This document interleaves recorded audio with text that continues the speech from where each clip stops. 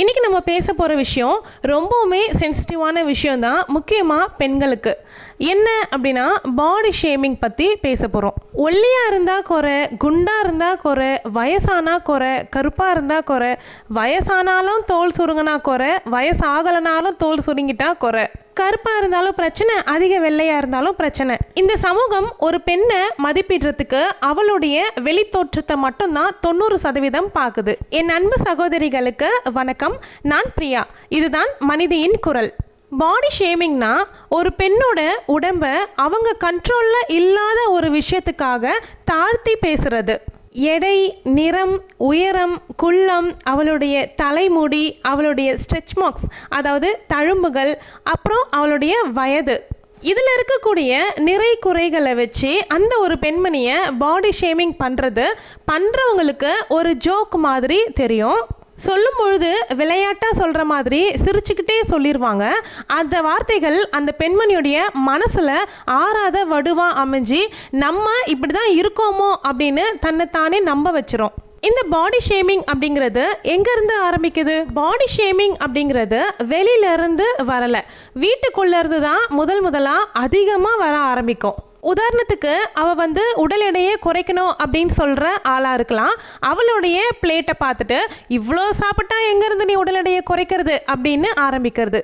இதுவே திருமணம் ஆகாத ஒரு பெண்ணாக இருந்தாங்கன்னு வச்சுக்கோங்களேன், எப்படியும் நீ கல்யாணத்துக்கு முன்னாடி கண்டிப்பாக வெயிட்டு குறைச்சே தான் ஆகணும், இப்படியெல்லாம் மாமியார் வீட்டுக்கு போனீன்னா அவ்வளோதான் அப்படின்னு சொல்லுவாங்க. ஒரு பெண்ணுக்கு வயது 30 தாண்டிருச்சு அப்படின்னா அதிகமாக வரக்கூடிய வார்த்தைகள், முன்னாடியெல்லாம் நீ ரொம்ப அழகாக இருந்த, இப்போல்லாம் அந்த அழகு கொஞ்சம் குறைஞ்சிருச்சு அப்படின்னு. இந்த மாதிரி விஷயங்கள் எல்லாம் நம்ம மேலே வைக்கிற அக்கறையில் சொல்கிற மாதிரி தான் நம்ம கண்ணுக்கு தெரியும். ஆனால் அது அவங்க நம்ம மேலே வச்சுருக்கிற ஜட்ஜ்மெண்ட்டு. இவ்வளோ வார்த்தைகளையும் தாங்கிக்கிட்டு பெண்கள் ஏன் சைலண்ட்டாக கடந்து போயிடுறாங்க? இந்த மாதிரி நிறை குறைகளை ஒரு நாளைக்கு எத்தனையோ ஃபேஸ் பண்ணாலும் கூட ஒரு விஷயத்துக்கு கூட, அதாவது ஒரு பாடி ஷேமிங்க்கு கூட அவங்க ரிப்ளை பண்ணாமல் இருக்கிறது ஏன்? ஏன்னா இதுக்கு நம்ம ரியாக்ட் ஆகி ரிப்ளை பண்ணோம் அப்படின்னா ஓவர் சென்சிட்டிவ்னு சொல்லுவாங்க. என்ன நான் சின்ன விஷயம் விளையாட்டாக தானே சொன்னேன், நீ என்னமோ ரொம்ப பண்ணுறியே அப்படின்னு சொல்லுவாங்க. அவங்க சொன்ன வார்த்தைகள்லாம் நம்ம மனசை எந்த அளவுக்கு பாதிச்சிருக்கோம் அப்படின்னு கூட அவங்க உணர மாட்டாங்க. இதனாலேயே தான் அவங்க சைலண்ட்டாக அதை அக்செப்ட் பண்ணிக்க ஆரம்பிச்சிடுறாங்க. நாளடைவில் இந்த சைலன்ஸ் அவங்களுடைய கான்ஃபிடென்ஸை மெதுவாக குறைக்க ஆரம்பிக்கும். ஒரு பெண் தொடர்ந்து பாடி ஷேமிங்க்கு ஆளாக்கப்படுறாங்கன்னும் பொழுது என்ன நடக்கும்? பாடி ஷேமிங்கிறது சாதாரண ஒரு கமெண்ட்டாக மட்டும் பார்க்க முடியாது, அது ஒரு செல்ஃப் டவுட்டாக மாறிடும். அதன் பிறகு ஒரு பெண் தன்னை கண்ணாடியில் பார்க்கறதுக்கு கூட ரொம்ப கூச்சமாக உணர ஆரம்பிப்பாங்க. 100 பேர் இருக்கக்கூடிய க்ரௌடை விடுங்க, 10 பேருக்கு முன்னாடி கான்ஃபிடென்ட்டாக நடந்து போகிறதுக்கு கூட அவங்களுக்குள்ள ஒரு தைரியம் அப்படிங்கிறது இருக்கவே இருக்காது. ஆஃப்டர் மேரேஜ்க்கு அப்புறம் வரக்கூடிய ப்ரெக்னன்சியில் ரியல் சேஞ்ச் அப்படிங்கிறது உருவாகும். ப்ரெக்னன்சிக்கு அப்புறம் நம்மளுடைய பாடியில் நிறைய சேஞ்சஸ் அப்படிங்கிறது ஆரம்பிக்கும். நமக்குள்ள இன்னொரு உயிரை சுமக்கிறதுனாலையும் நம்மளுடைய வயது முதிர்வு காரணத்தினாலையும் நம்ம உடம்புல ஹார்மோன் சேஞ்சஸ் நிறையவே நடக்கும். முக்கியமாக நம்ம ஃபேஸ் பண்ணக்கூடிய பிரச்சனை என்னவாக இருக்கும் அப்படின்னா உடல் பருமனாக தான் இருக்கும். கண்டிப்பாக ப்ரெக்னன்சி டைமில் நம்ம வெயிட் ஏறுவோம். அந்த வெயிட்டை அதுக்கப்புறமா ரெடியூஸ் பண்ண முடியாமல் நம்ம ரொம்பவுமே எஃபர்ட் எடுத்து கஷ்டப்பட்டுட்ருப்போம். ஆனால் இந்த சொசைட்டி நம்மக்கிட்ட எக்ஸ்பெக்ட் பண்ணுறது என்னவாக இருக்கும்? ஆஃப்டர் ப்ரெக்னன்சியாக இருந்தாலும் ஆஃப்டர் மேரேஜாக இருந்தாலும் எத்தனை ஹார்மோன் சேஞ்சஸ் ஒரு பெண் அனுபவித்தாலும் ஒரே மாதிரியான அழகு, ஒரே மாதிரியான க்ளோ அதெல்லாம் இருக்கணும் அப்படின்னு நினைக்கும். அப்படி நம்மக்கிட்ட வரக்கூடிய சேஞ்சஸை பார்த்து அதை அக்செப்ட் பண்ணிக்க முடியாமல் நீ இப்போல்லாம் முன்ன மாதிரி இல்லை அப்படின்னு வீட்டில் ஆரம்பித்து ரிலேஷன்ஸ் வரைக்கும் போய் நிற்கும். திருமணமாகி ப்ரெக்னென்ட் ஆகி குழந்தை பெறக்கூடிய ஒரு பெண் திரும்பவும் திருமணத்துக்கு முன்னாடி இருந்த அந்த உடல் வாக அடையிறது அப்படிங்கிறது பாசிபிளே கிடையாது.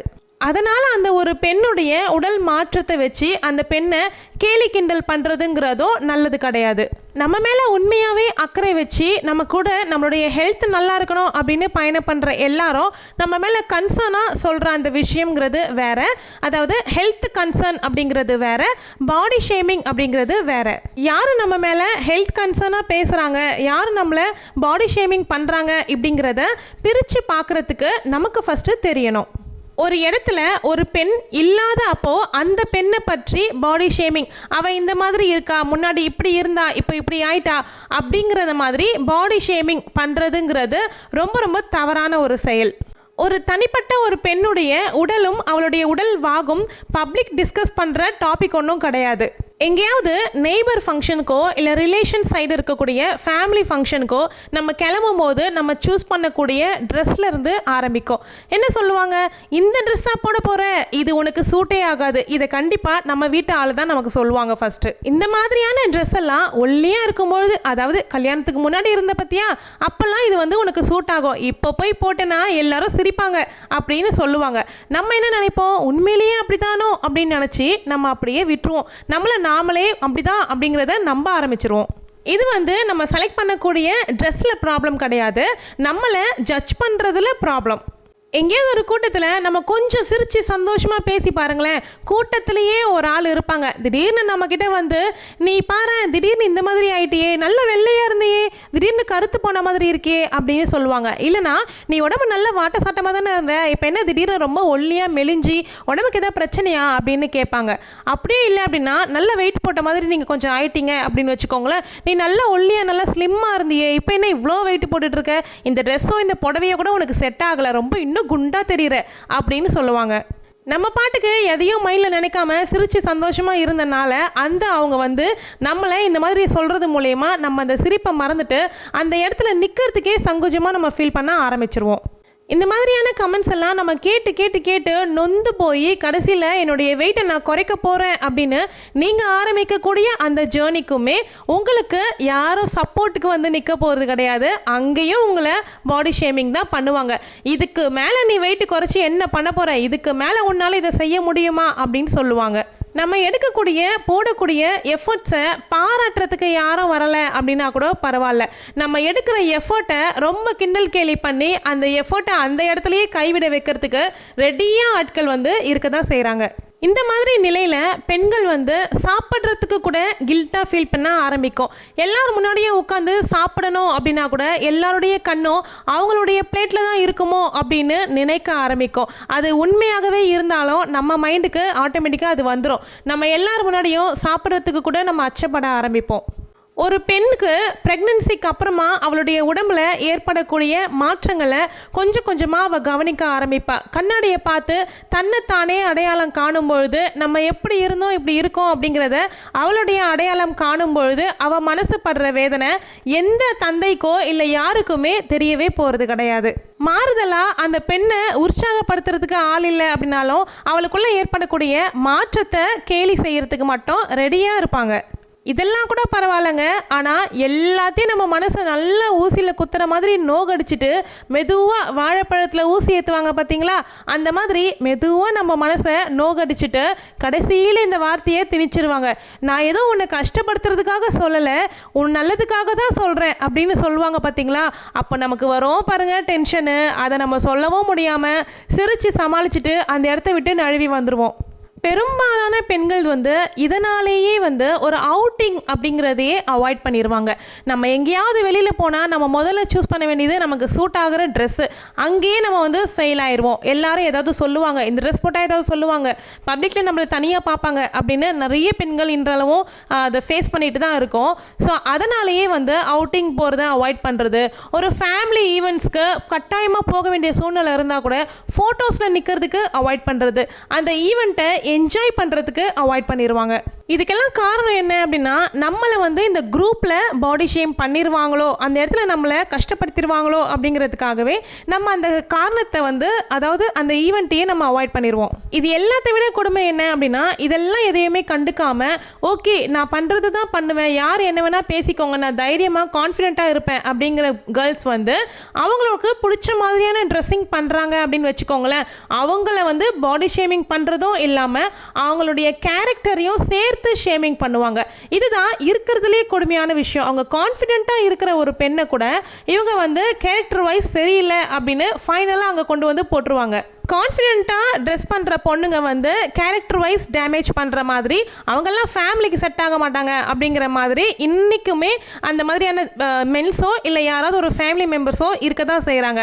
இது வந்து ரொம்ப தூரத்துலேருந்தோ இல்லை வெளியிலேருந்தோ யாரும் நமக்கு தேவையில்லை, நம்மளுடைய ரிலேஷன் சைட்லேயே நம்மளை பேசுறதுக்கு இருப்பாங்க. ஆனால் நம்ம எதிர்க்க வேறு மாதிரி தான் பேசுவாங்க. இதுவே கொஞ்சம் தைரியம் குறைபாடாக இருக்கிற டீனேஜ் கேர்ள்ஸோ யாராவது இந்த மாதிரி பாடி ஷேமிங்க்கு ஆளாகிறாங்க அப்படின்னும்பொழுது அவங்கள ரொம்ப மனக்கவலைக்கு ஆள்படுத்தி ரொம்ப தவறான செயலுக்கு இல்லை தவறான முடிவு எடுக்கிறதுக்கு கூட அவங்க ஆழ்த்தப்பட்டுருவாங்க. இதுதான் வேதனை.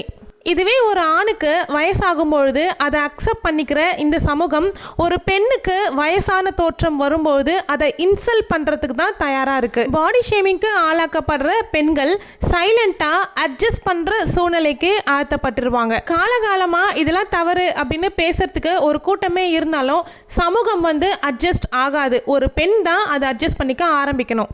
இந்த மாதிரி ஒரு நிலை தான் ரொம்பவுமே கொடுமை. ஃபைனலாக ஒரு பொண்ணே அப்படிதான் நம்ம அப்படிங்கிறத அக்செப்ட் பண்ணுற மாதிரியான சூழ்நிலை ஏற்பட்டுரும். ஒரு பெண்ணுடைய வேல்யூ அவங்க பாடி சைஸ்லேயோ இல்லை அவங்க நிறத்துலையோ இல்லை உயரம் குறைவுலையோ இல்லை, ஒரு பெண்ணுடைய குணத்திலையோ அவங்களுடைய நடத்தலையோ அவங்களுடைய பண்புலையும் தான் இருக்குது.